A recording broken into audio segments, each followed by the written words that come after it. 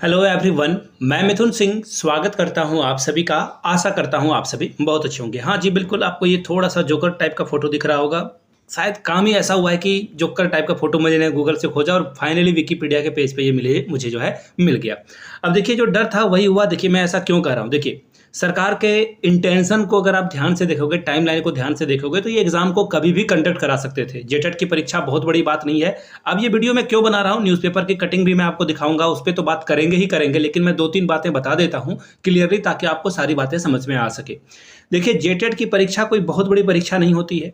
ये एक पात्रता परीक्षा है। नौकरी देने का काम सरकार को है नहीं। सरकार 1300 रुपये जो है फॉर्म भरने का भी जो है फी ली थी। एक पेपर अगर आप भर रहे हो तो 1300 रुपये फॉर्म का फी भी ले रही थी। और जैसा कि हेमंत सोरेन सरकार ने कहा, कोई भी परीक्षा हो 100 रुपये में फॉर्म भरा जाएगा। तो ये तो वादा इनका यहाँ पे दम तोड़ देता है। इस वादे के साथ जो है, अब किसे वोट दोगे, you know better than me. आप खुद से जानते हो किसे वोट करोगे। मुझे पता है कि कुछ 25 पैसे के लोग नीचे कमेंट सेक्शन में आकर जेएमएम जिंदाबाद लिखेंगे। उनको उनका जेएमएम पार्टी मुबारक, 5 लाख नौकरी भी उनको मुबारक। झंडा उठाने से लेकर के दरी बिछाने तक का काम तुम्हारा है, और तुम्हारे आने वाली 7 पुश्तें इसी तरह से पॉलिटिकल पार्टी की दरियां बिछाते और झंडा ढोते रह जाएगी, और तुम कहीं के नहीं रह जाओगे। तुम अपने साथ साथ अपने आने वाले जनरेशन का भी जो है फ्यूचर खराब कर रहे हो। मैं एकदम क्लियरली बताता हूं। मैंने पिछले वीडियो में नहीं कहा था, लेकिन इस बार कह रहा हूं। अब आगे देखिए, हुआ क्या है ना कि जेटेट की परीक्षा अगर पहले ले ली जाती ना सहायक आचार्य से पहले, तो ये जो सुप्रीम कोर्ट में अभी डिसीजन को रिजर्व रखा गया, ये काम हो ही नहीं पाता। XYZ कोई भी खड़ा होकर नहीं बोल पाता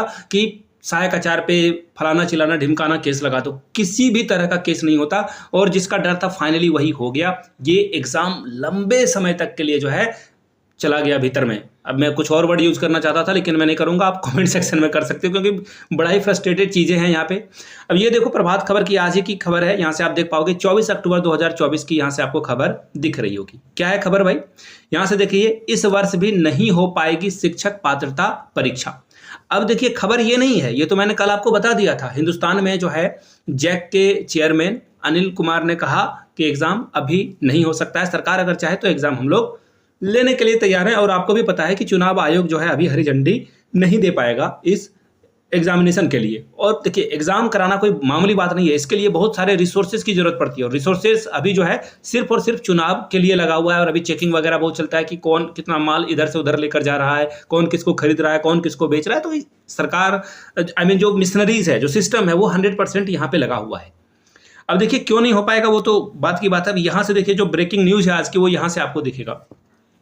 मैट्रिक और इंटर की परीक्षा के बाद ही है संभव जेटेट की परीक्षा। देखिए, ऐसा क्यों। जैक रांची का जो एग्जामिनेशन है, ये जो इसका जो शेड्यूल है पहले वाला, वो तो चलेगा ही चलेगा। जेटेट का परीक्षा जो है बीच में आया है, इसलिए ये एग्जाम आगे पीछे खिसक सकता है। पहले भी लिया जा सकता है, बाद में भी लिया जा सकता है। इसका रीजन क्या है, देखिए, 9, 10 के एग्जामिनेशन अभी होंगे।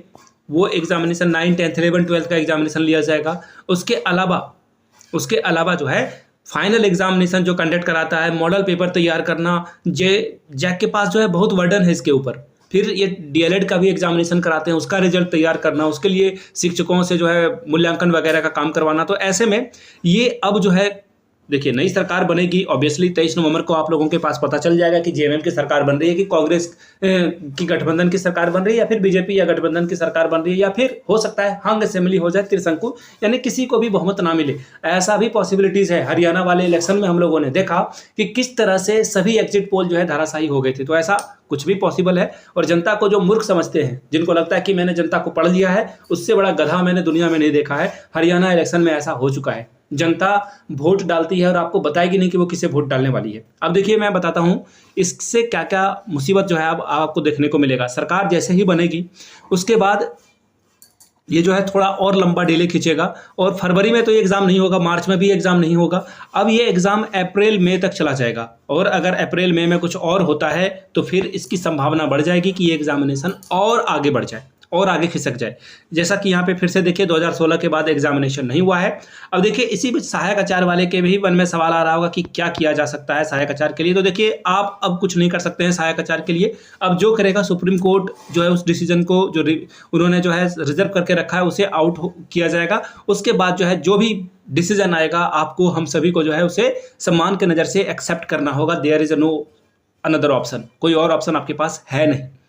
तो इन चीज़ों को ध्यान में रखिएगा। और मैं बार बार कहता हूँ, आई रिपीट वाली बात, तो ये वही है यहाँ पे कि 4 लाख लोगों ने जो है यहाँ पे आवेदन दिया है और इसके लिए फिर से विंडो खुलेगी कि नहीं खुलेगी करेक्शन की, तो उसके लिए निश्चिंत रहें। करेक्शन के लिए जो भी एडिट आपको करना है वो डेफिनेटली किया जाएगा और सिलेबस को भी जो है बदला जाएगा। यहाँ पे देखिए इन्होंने बिल्कुल कहा है कि एनसीटी के गाइडलाइन को फॉलो नहीं किया गया, सिलेबस को बहुत ही कॉम्प्लेक्स बना दिया गया, जटिल बना दिया गया। इस कारण से जो है इस तरह की मुसीबत का सामना करना पड़ रहा है। अब देखिए इसमें सरकार क्या डिसीजन लेती है, नई गवर्नमेंट जो आएगी उसके अकॉर्डिंग जो है डिसीजन लिया जाएगा। और बाकी जो चीज़ें हैं 10 तरह की चीज़ें हैं, कोई एक्स आएगा कुछ और बात बोलेगा, वाई आएगा कुछ और बात करेगा, जेड आएगा कुछ और बात करेगा। लेकिन मैं आपको क्रिस्टल क्लियर बता देता हूँ, ये एग्ज़ाम अब अगले साल में ही होगा और मार्च के बाद ही हो पाएगा। इतना आप जो है मेरी तरफ से जो है 100% श्योर रहो। बाकी तो एक बोलते हैं ना कि कुछ भी आप सर्टन नहीं है, बोलते हैं ना ज़िंदगी में सब कुछ आप प्रिडिक्ट नहीं कर सकते हो, तो 0.01% चांसेस है कि एग्जामिनेशन कभी भी लिया जा सकता है। बाकी 99.99% चांसेस है कि एग्जामिनेशन 2024 में नहीं हो रहा है। बाकी जो भी चीज़ें आएगी डेफिनेटली आपको मैं बताऊंगा। और जेटेट 2012 और 16 वाले बच्चे जो भी एग्जामिनेशन की तैयारी कर रहे हैं, पुराने पेपर को देख लीजिए, उससे आपका बेनिफिट होगा। लिंक मैं जो है डिस्क्रिप्शन बॉक्स में डाल दूंगा। सहायक आचार्य के क्वेश्चन पेपर को भी आप देख ले कि किस तरह के क्वेश्चन पेपर को झारखंड में पूछा जा रहा है। सहायक आचार्य में 1 to 5 में कैसे क्वेश्चन पूछे गए थे। मैथ वाला मैंने प्रीवियस जो क्वेश्चन पूछा गया था सहायक आचार्य में, उसका मैंने कंप्लीट जो है सॉल्यूशन करा दिया है अपने चैनल पे। उस वीडियो को भी आप जाकर देख सकते हैं। अगर किसी को लिंक चाहिए होगा तो कमेंट करके लिंक आप जो है मांग लेंगे तो मैं आपको लिंक प्रोवाइड कर दूंगा। और जो भी तैयारी कर रहे हैं बाकी तो तैयारी में लगे रहें।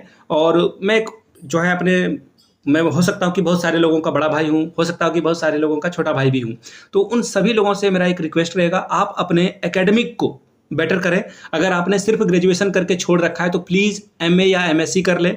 अगर जिन लोगों ने एमए या एमएससी कर रखा है तो वो एमएड कर लें। खास करके ओबीसी एससी एसटी वाले लोगों के लिए बहुत बेनिफिट है, क्योंकि सरकार आपको जो है 65 के प्लस 65 के आपको जो है देने वाली है। यानी कि आपका जो एमएड है वो लगभग फ्री में हो जाएगा। यानी कि 1,30,000 रुपये आपको जो है सरकार फ्री में देगी। तो आप लोग अपने अपॉर्चुनिटी को बढ़ाएं। हो सकता है कि आप डीएलएड कर लें। अगर आपने बीएड कर रखा है तो बीटीसी भी कर सकते हैं आप, जो कि यूपी हरियाणा वगैरह में जो है उसे बीटीसी के नाम से जाना जाता है, झारखंड में डीएलएड के नाम से जाना जाता है। तो आप डीएलएड कर लें। प्राइवेट एंटिटी से भी करोगे तो भी ओबीसी एससी एसटी वाले कैटेगरी वाले को जो है ये लाभ मिल जाएगा। बाकी जो सरकार की तरफ से फायदा मिल रहा है उसे दोनों हाथों से ग्रैब करें, ऐसा मैं कह रहा हूं, क्योंकि समय को यूटिलाइज करना बेटर है। हो सकता है कि अब आप बोलोगे ना कि मैं जनरल कैटेगरी से हूं तो मैं क्या करूं, आप ज़्यादा मेहनत करो। There is no possibilities to cope up with it.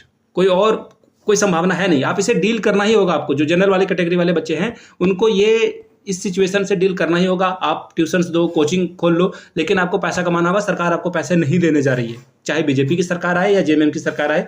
तो इसके लिए आप जो है अपने आप को मजबूत बनाएं, सशक्त बनाएं। वो बोलते हैं ना कि आप इसको अनदर वे में ना लें, अच्छे वे में लें और तैयारी करें। बाकी कुछ और अपडेट आता है तो मैं आपको उसकी सूचना जो है टाइम पे देता रहूँगा। मिलते हैं अगले वीडियो में। प्लीज़ वीडियो को लाइक शेयर सब्सक्राइब कर दें और अपने दोस्तों के बीच ज़्यादा से ज़्यादा लोगों तक इस वीडियो को पहुँचाएं। Thank you so much.